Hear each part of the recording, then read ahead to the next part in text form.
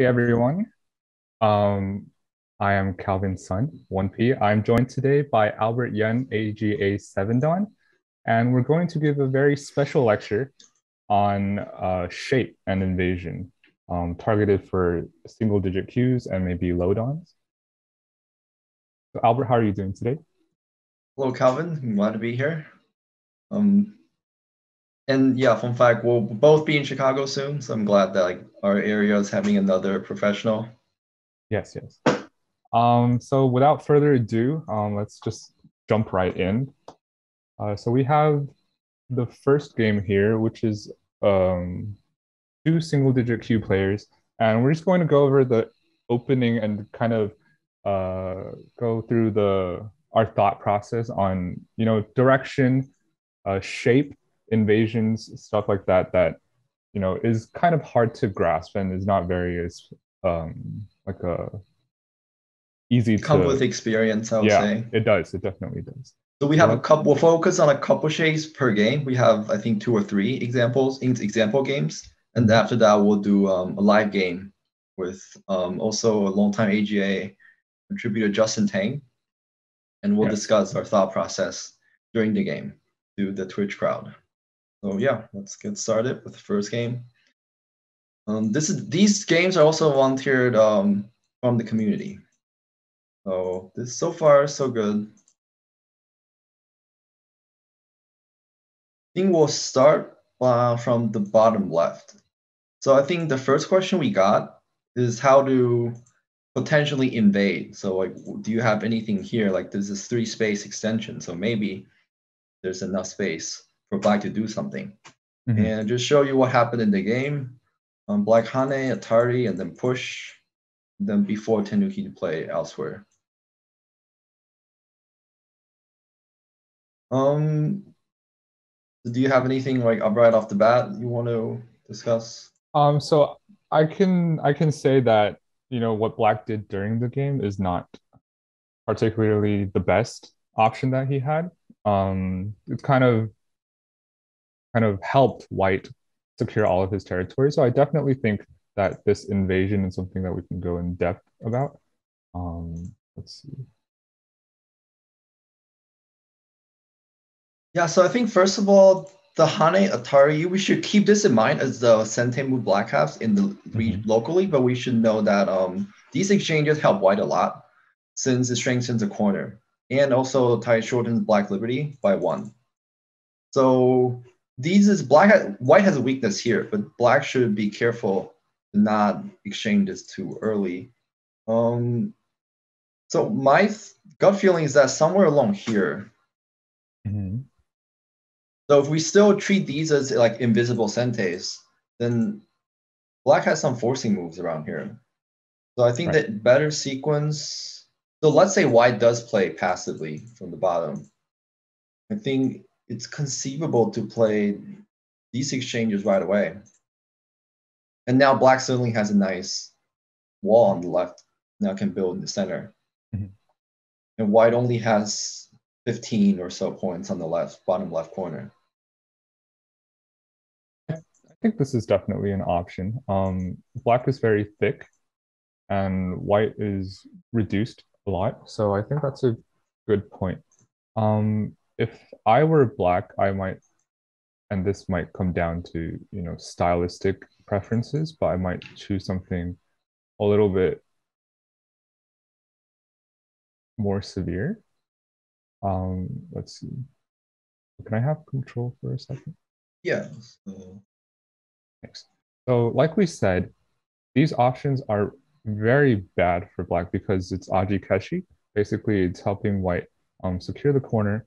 And now this, you can see that this peep doesn't really do much, right? White can simply come here or disconnect.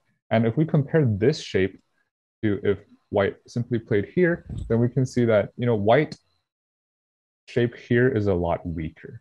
Um, this isn't completely alive in the corner. Black might choose options like this in the future, which might render White a little bit weak.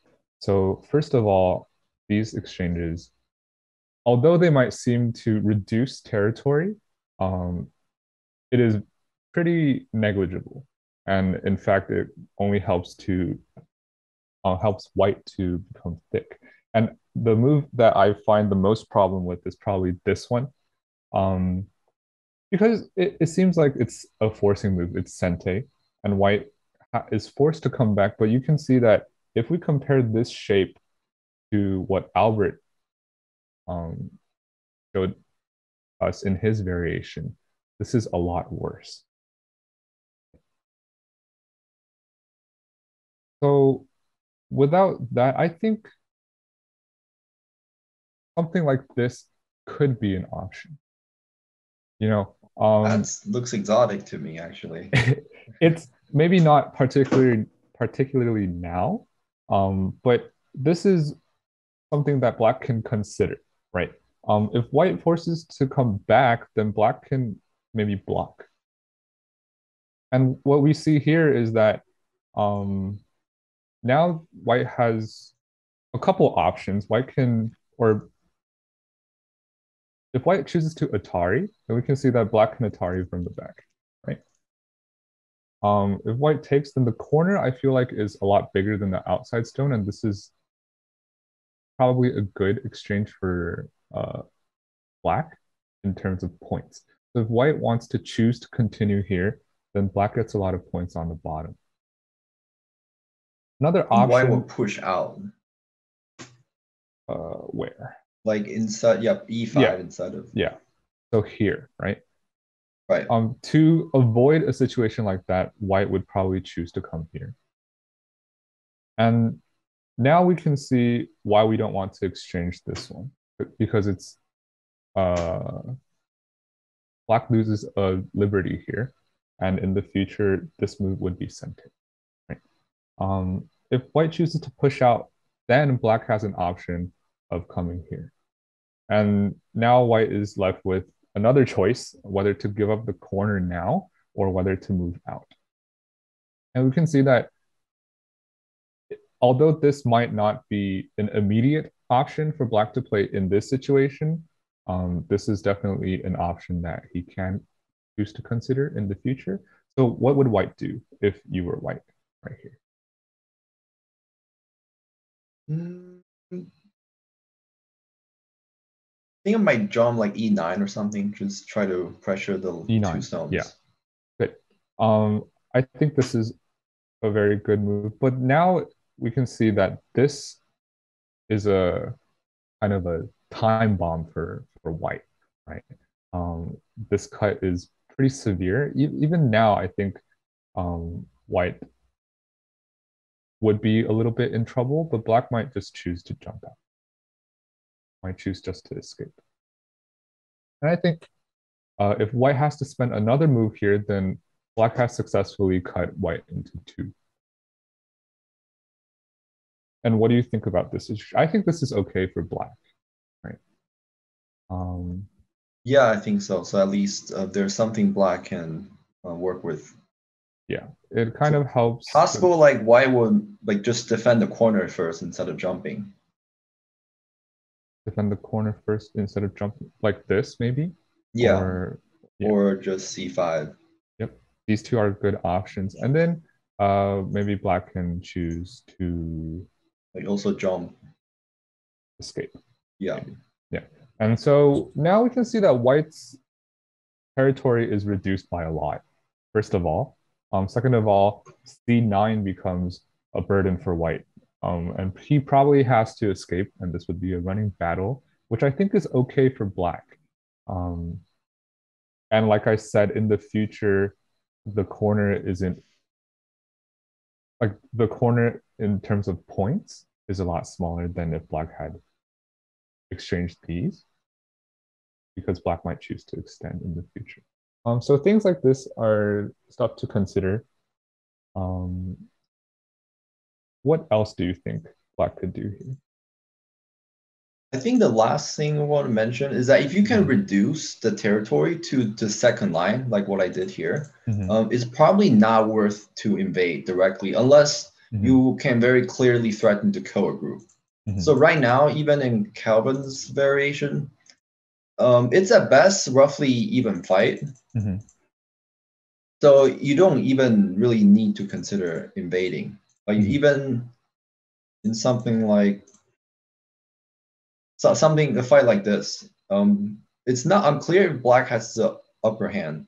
If both groups just run out to the middle and both settle, then black really only takes away about 10 points on the left at most, at the cost of a weaker like top left and a little slightly weaker bottom side. So for 10 points, this might not be very worthwhile. And if black can really get the wall like this, then black already gains close to Comey in the center, plus the bottom, and with more influence on the outside. Right. So to invade, I think the best way is to force your opponent to be aggressive and just give them the minimum amount you can allow for you to still control the game. So this seems like a safe game plan for black. Of course, white will probably need something more aggressive, like maybe push out. But in which case, I feel like black has a better position here. So yeah. Now instead of this stone being close to white's strong shape in the corner, black has a nicer Kosumi. And it puts more pressure on the white stone on the left too. Makes sense. So it's okay to give your opponent some, like for example, just give them the side, but as long as you're gaining enough on the outside. Not invading is always an option as long as you do a gentle reduction. And if you want to do a more aggressive invasion like this, I think usually you have to make sure that you can separate both groups first of all. And second of all, like after you separate them, one of the two will be really in trouble. And now white's corner is pretty much okay. And it's unclear if black can really profit much from attacking C9. And this territory is only a 3-state extension, so it doesn't really have more than 10 points to begin with. So considering that it's still a really early game, I think black should try to Black's develop best option, influence. Yeah, would be to make the influence. So I would think something like this.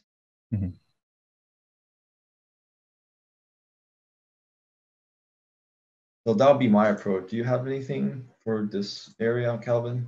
I think that pretty much covers this area. I think you made a good point that for invasions, oftentimes it's not really necessary to completely invade and then take everything. Oftentimes it's good to just flatten out white. But yeah, I think that's good for this shape. We can move on to the next game, I think. Yeah, so I'll spend like 30 seconds on the last scene. So now like white gains a little bit in the bottom and then went on to lead for most of the game. And then white actually won this game at the end by about Comey. But in the bottom right, there was something really interesting. Hope some viewers spotted. So this move was a big blunder. And white forgot that there's some issues on the bottom right. Oh, yeah. So at this point, white will probably win by, I think, 15 or so. But instead, white played here and give black a chance for a comeback. But at the very, very end, black stumbled by playing here instead of for a Seki, a Gote Seki, and gave up the last chance to reverse the game. So I guess I'll give the Twitch crowd 10 seconds to spot it. Would anybody step up?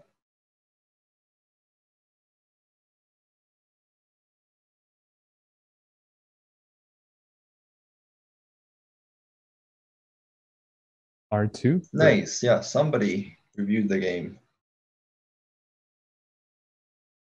So this is instant loss for white.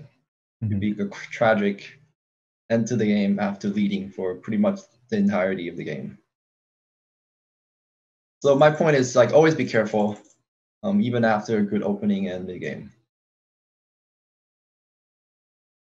And when you review, also think about things like that and not just like a bigger, more abstract opening and different strategy. Like this type of thing was usually what makes and breaks games. So with that, I think we'll move to the second position, second example game. Let's move on to the second game.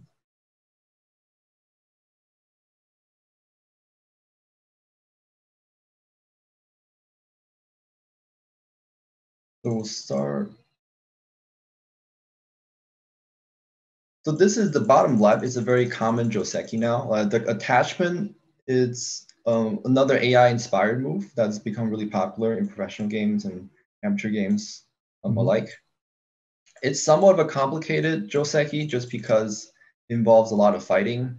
For example, white can turn here, and maybe there's some very complicated variation from this, and I encourage people to investigate. It's quite interesting. But this case is very simple Joseki. I think both sides can be satisfied. Black can also, there's Atari here, right? I think Or the turn is necessary. The turn is necessary? It looks okay.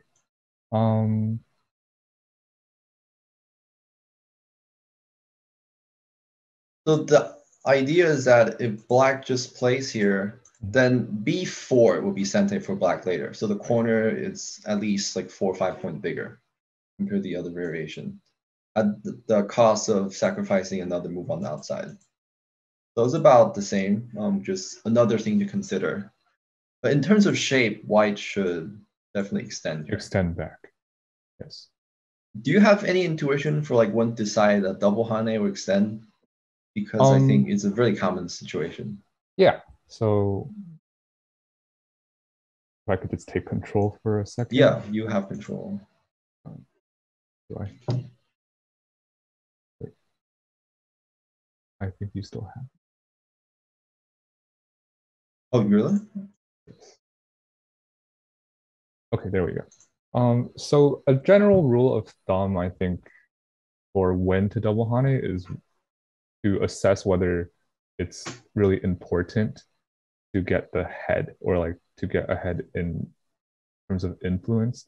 But I feel like if this point is very big for both sides, then it's necessary to double hane. In this game, I think extending backwards is okay because black probably won't choose to press further down. Even if white simply responds like this, black doesn't really gain much from this wall. And because you can see that because of this white stone, black's influence is very limited. Spending moves like this only to make a couple points in the center is probably not worth it if you're going to get a gote. And especially because white also makes territory on his own side. And as a result, white wouldn't choose to double hane here because after this, white is left with a gote. If white wants to respond like this, you can see that black's shape is a lot better, right? And even if white presses, there is not really a big point to keep on playing in this area, in my opinion. If white comes back, it doesn't really matter. And black can simply just extend backwards. So that it's a good question that you asked. When to double hane, when not to double hane. It just depends on whether the influence is big enough to spend an extra move. In this case, I don't think either side really wants the influence here, because there are a lot of bigger points in the game. This is a lot bigger. Stuff like this is a lot better than spending a move here. So what are your thoughts on the double hane? Yeah, I think Calvin brought up really good points, especially when the head is important. Right now, since white has some on the right and black's a little bit flat in the bottom, you really don't need to fight for the head. And another thing is that black has a little bit of liberty shortage. So it's very clear that there's a cutting point here. Right. And I think now thinking about it, generally, you don't want to double hane when black has obvious liberty shortage or weakness. And in situation like this, unless it's like 2 or 3 zones, so you're getting the head of 2 or 3 zone. But when it's just 1 zone, double hane oftentimes helps your opponent fix the weakness more than exploiting the weakness itself. And if white double hane during like the game, it actually creates weakness for itself too, because now white has to spend another move. And now black has no cutting point, but white has a cutting point. If white extends, white still has gote, but black has the extra cutting point. So in later, let's say black try to expand the bottom, white can definitely play the f6 cutting point to her advantage. So a move around here would be very powerful. You're like here. But like if black protects the territory, it can easily just separate the f7 stone. And in the game, white does not have an option like this. So in effect, white creates two really good openings in the bottom, like one around here to exploit f6 and one at 05. So it is impossible for black to develop the bottom. But in the game, black's left side is very strong. So later, when black jumps out here, suddenly black's bottom is very substantial. It gets big very quickly. And now white doesn't have any weakness to exploit. So black seeing, I'll say like it seemed like close to be 60 points. So white's the early double Hane definitely gave black an extra high 10 points. So the next shape we'll talk about is the upper side.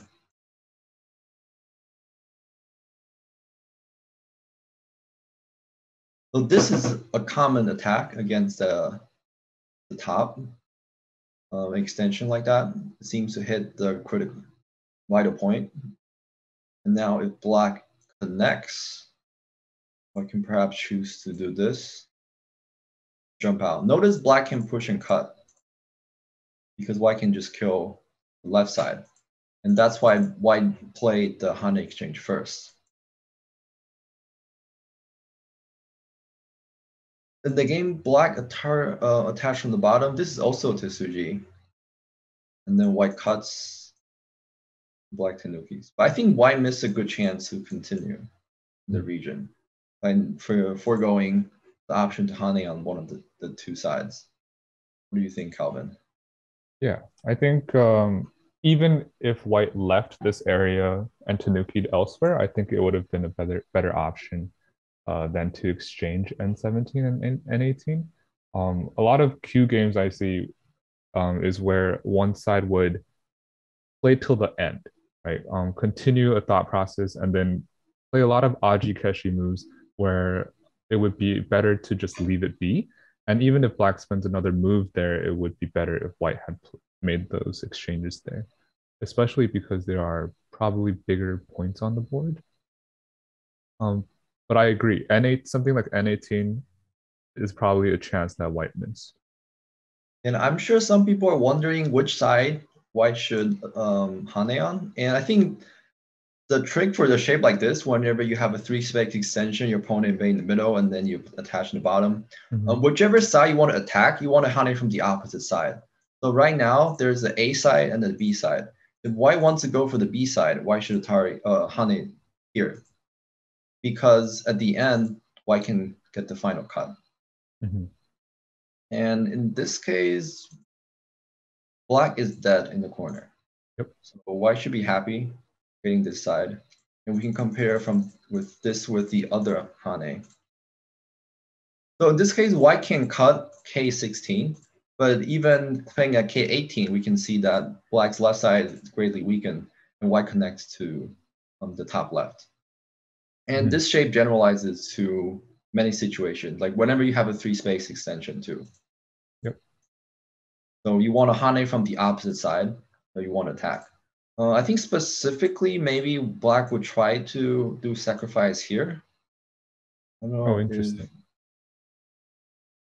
I don't know if this is a Tetsuji. So white will be able to kill the 4 zones again, but black gets a squeeze on the outside. Black is a lot stronger in this shape compared to the other shape where white captures 4 zones here, yeah. So black would definitely rather have this than this. Right. But white should still be satisfied because white's top left is fairly strong. I think both sides could be satisfied with this. Right, and one thing we didn't mention is that there is an urgent move in the center, like around to save the L7 stone. But locally, in terms of the shape, white should try to picture what happens if white Hanes from one side. So this is a natural follow-up, I would say. And black, as black, you have to be able to, you have to be prepared to sacrifice one side when you play the attachment, because you're giving up one side to develop a center when you play N18. If not, then maybe you should go for something different. Yeah.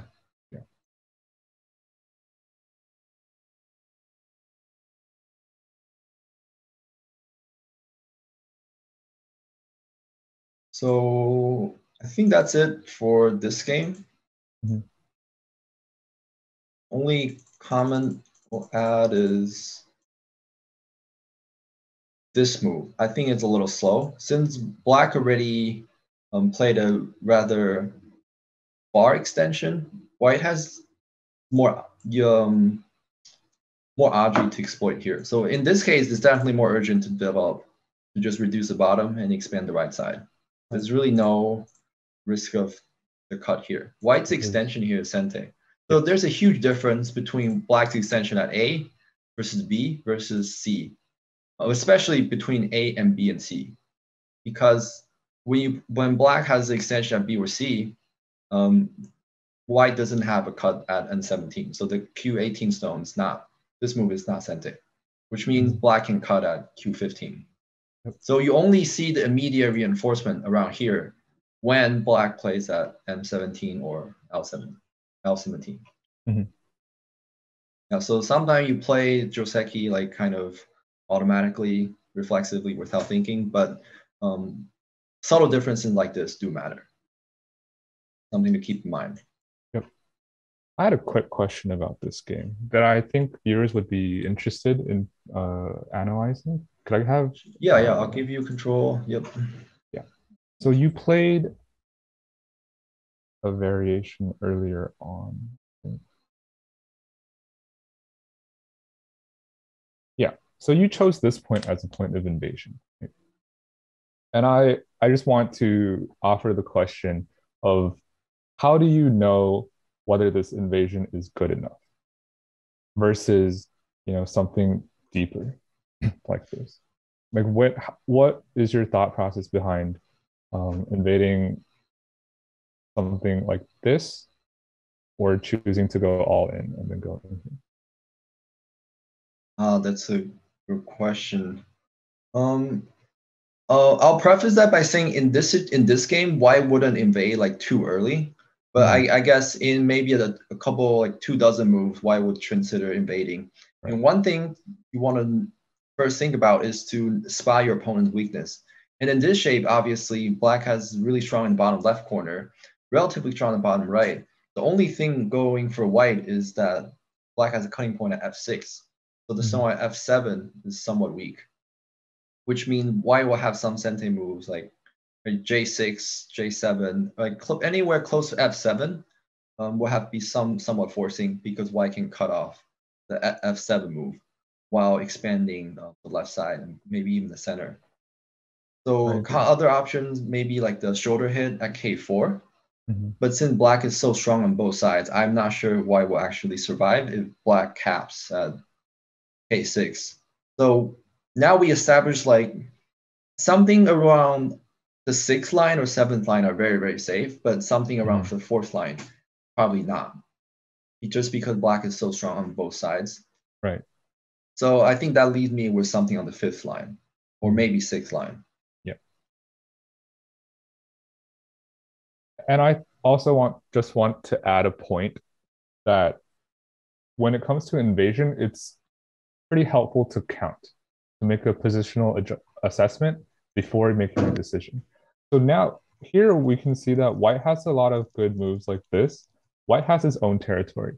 So if white thinks that his position is pretty good, then in the future, white doesn't need to take unnecessary risks, which I see a lot of people doing, being too greedy and oftentimes dying in here. And I think Dusty said if the cap works, it's too deep. I agree. But oftentimes, it's if white is losing a lot on territory, then moves like this maybe aren't good enough, right? If black is ahead by 20 points and white simply plays here in the future, lets black make everything on the bottom, it might not be as good as, going all in. So I think invasion, the key point is to kind of assess the risks um, and the cost benefit and seeing whether it's okay to take that risk or if it's unnecessary.